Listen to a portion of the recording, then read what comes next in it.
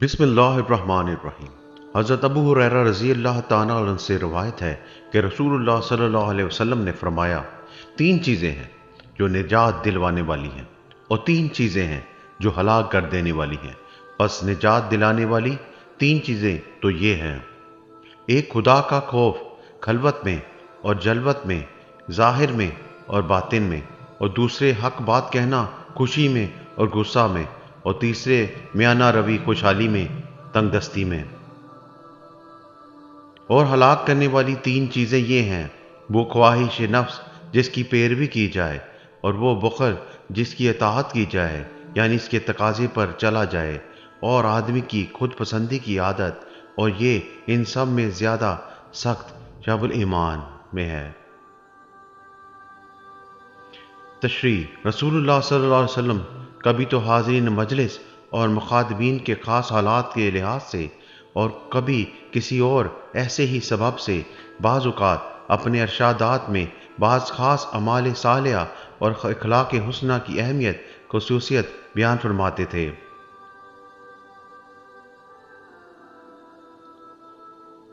और इसी तरह बाज़ खास बुरे अमाल और अखलाक की कबाहत और शनाअत पर ख़ुसूसियत से ज़ोर देते थे। और मुअल्लम और मरबी तर्ज यही होना भी चाहिए। ये हदीस भी इसी नौइयत की है। और हजूर सल्लल्लाहु अलैहि वसल्लम के इस इरशाद का हासिल सिर्फ ये है कि जिस शख्स को इसकी फ़िक्र ना हो कि वो हलाकत से बचे और निजात हासिल करे, इसे चाहिए कि इन चंद नसीहतों की ख़ुसूसियत से पाबंदी करे। ज़ाहिर और बातिन और खलवत और जलवत में खुदा का खौफ और तकवा इसका शआर है। और ख्वाह किसी से रजामंदी हो या नाराज़ी हो, हमेशा हक व इंसाफ की बात कहे, और वही खुशहाली तंगदस्ती दोनों हालतों में मियाना रवि बरते, और अपनी नफसानी ख्वाहिश और बुखल के तकाज़ों पर ना चले, और ख़ुद पसंदी की नहायत मोहलक बीमारी से अपनी हिफाजत करता रहे।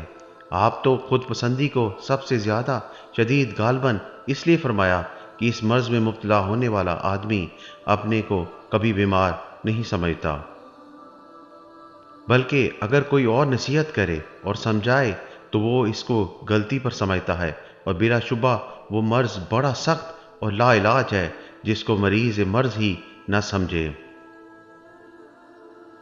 अस्सलाम वालेकुम।